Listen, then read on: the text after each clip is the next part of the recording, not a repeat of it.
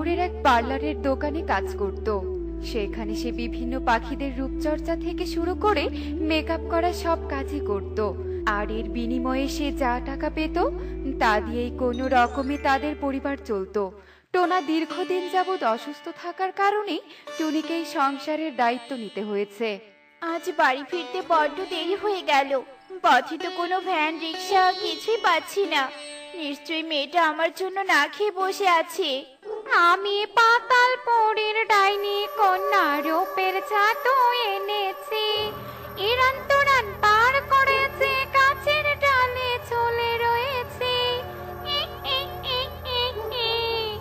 আমি জানি আমি অনেক রূপবতী, কিন্তু কেন যে সবাই আমাকে দেখে ভয় পায় কে জানে। মনে হয় আমার রূপ দেখে সবাই অবাক হয়ে ভয় পায়। ইস, যদি নিজেকে কখনো দেখতে পেতাম তবে ভালোই হতো। কথা বলতে বলতে বড্ড খিদে পেয়ে গেল। না, খাবারের সন্ধান করতে হবে। কি অন্ধকার, ঠিক করে তো যেতেও পারছি না। ভালোই ভালোই বাড়ি যেতে পারলেই হয়। আরে আরে, ওই পাখিটা তো এদিকেই আসছে।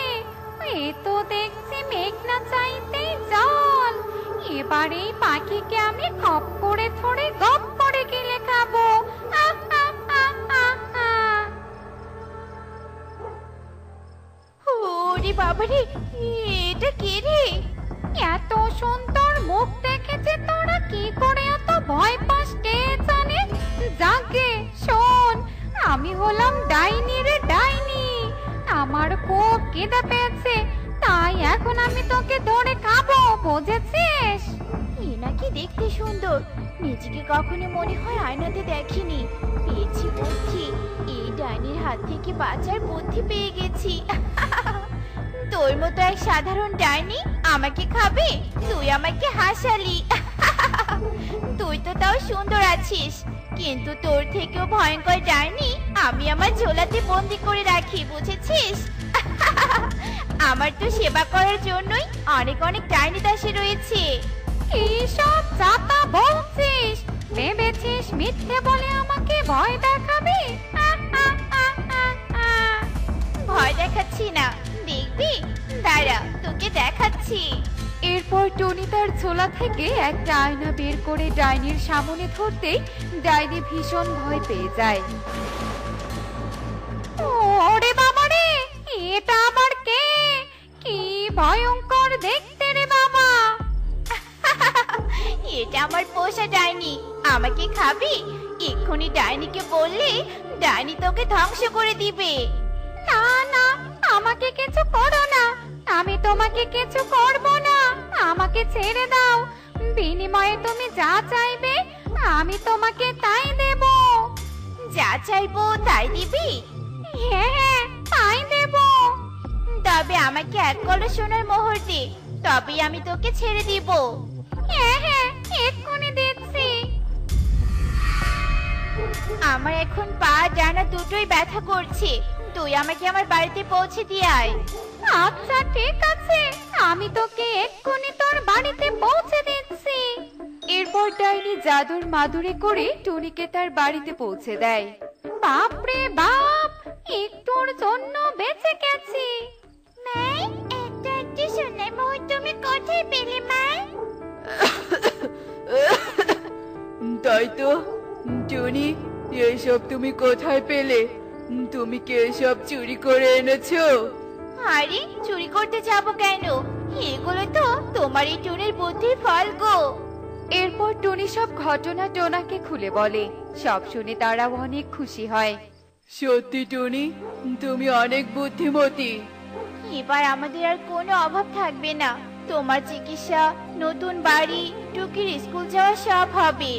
টনির বুদ্ধির কারণে তার ভাগ্যটাই পরিবর্তন হয়ে যায়। এখন টুনি নিজেই বনে নিজের পার্লার দিয়েছে। টোনাও এখন সুস্থ। সব মিলিয়ে টুনি তার দিন সুখেই কাটাচ্ছিল। এদিকে হঠাৎই ঘটে এক বিপত্তি। তোর জন্য আমি একটা চমৎকার উপহার এনেছি, দেখবি? তুই আবার আমার জন্য কি উপহার এনেছিস? দেখা দেখা। এরপর ভূত ডাইনির সামনে তার আনা আয়না ধরতেই ডাইনি ভয় পেয়ে যায়। আরে আরে, এটা তো ওই টুনির পোষা ডাইনিটা। তুই কি এই ডাইনিকে টুনির ঘর থেকে চুরি করে এনেছিস? আরে গাধা, কি সব বলছিস? এটা তো তুই নিজেই। টুনির পোষা ডাইনি হতে যাবে কেন? শোন, এটা একটা আয়না। এর সামনে দাঁড়ালে নিজের প্রতিচ্ছবি দেখা যায়। তোর তো কতদিনের ইচ্ছে ছিল তুই নিজেকে দেখবি, তাই তো আমি মানুষ রাজ্য থেকে এটা তোর জন্য এনেছি। কি? এটা একটা আয়না? এখানে নিজের প্রতিচ্ছবি দেখা যায়?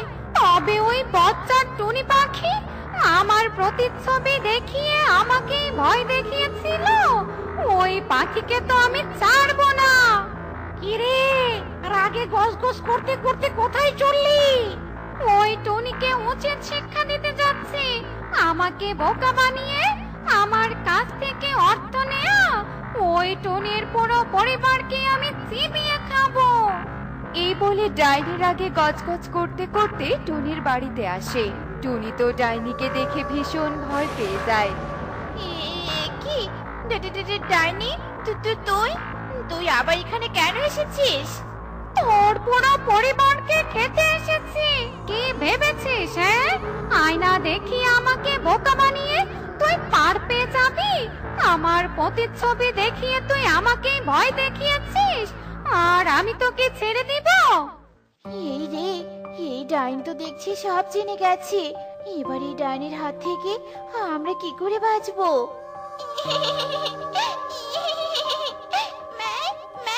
আমি খুব ভয় করছি মা। তবে কি আমরা সবাই ডাইনির পেটে যাব? পরিবারকে বাঁচাতে আমাকে কিছু একটা করতেই হবে। ডাইনি, তুই তো সেদিন খুব গর্ব করে বলেছিলি তুই নাকি খুব সুন্দর, কিন্তু নিজের ওই কুৎসিত ভয়ঙ্কর রূপ দেখে নিজে ভয় পেয়ে গেলি। তাই তো এতদিন ভেবেছিলাম আমি খুব সুন্দর, কিন্তু আমি তো... শোন ডাইনি, আমি কিন্তু তোকে সুন্দর বানাতে পারি। বিনিময়ে আমাদের তোকে ছেড়ে দিতে হবে। তুই কি আবার কোনো বুদ্ধি করছিস? তোকে সুন্দর বানাতে চাইলাম, আর তুই কি না আমাকে ভুল বুঝছিস? আচ্ছা ঠিক আছে, আমি তোকে সুন্দর বানাবো না, তুই আমাদের বরং খেয়ে নে। তুই আমাকে সুন্দর বানাতে পারবি? হ্যাঁ পারবো তো। আমার তো নিজেরই পার্লার রয়েছে। কত পরীকে ছুরি কালোকে ফর্সা বানিয়েছি, আর তোকে বানাতে পারবো না? মেঝে ঘষে তোকে একদম চকচকা বানিয়ে দিব। আচ্ছা ঠিক আছে, আমাকে তবে সুন্দর বানিয়ে দে। এরপর টুনি ডাইনিকে একটি চেয়ারে বসিয়ে দেয় আর টোনাকে ইশারায় কিছু একটা বলে। ডাইনি চেয়ারে বসতেই টুনি ডাইনির মুখে ব্যাগ লাগিয়ে দেয় আর চোখের ওপর দুটো শসা দিয়ে দেয়। ডাইনি, একদম নড়বি না আর চোখও খুলবি না। এবার বুদ্ধিটা কাজে লাগাতে হবে। টুকি, কাঁচিটা দে। এরপর টুনি কৌশলে কাঁচি দিয়ে ডাইনির হাতের সব ধারালো নখগুলো কেটে দেয়। ডাইনি, তোর দাঁতে অনেক ময়লা, তোর দাঁত ভালো করে পরিষ্কার করতে হবে। ডাইনি দাঁতগুলো বের করতেই টুনি কৌশলে ডাইনির সব ধারালো দাঁতগুলো ভেঙে ফেলে। ওরে বাবারে, এই টুনি তুই কি করলি? এ কি, আমার নাক আমার দাঁত সব কোথায় গেল? এবার তুই আমাদের খাবি কি করে? তুই তো আর কোনো খাবারই খেতে পারবি না। ওরে বাচ্চা পাখি, তুই আবার আমার সাথে ছলনা করেছিস? তবে রে, এবার আমি তোকে জাদু দিয়ে মূর্তি বানিয়ে দেব। তার হবে না ডাইনি, কারণ তোর জম চলে এসেছে। এই বলে তান্ত্রিক ডাইনিকে একটি বোতলে বন্দি করে ফেলে আর তাকে নিয়ে চলে যায়। সত্যি টুনি, তোমার বুদ্ধির জবাব হয় না। ঠিক বলেছে বাবা, my mother is the great.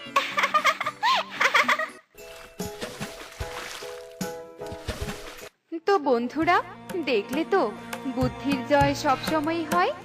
এমনই সব মজার মজার শিক্ষণীয় টুনি পাখির গল্প দেখতে আমাদের সাথেই থেকো। আর গল্পটি কেমন হয়েছে তা কমেন্টে জানাতে ভুলো না কিন্তু। Bye bye.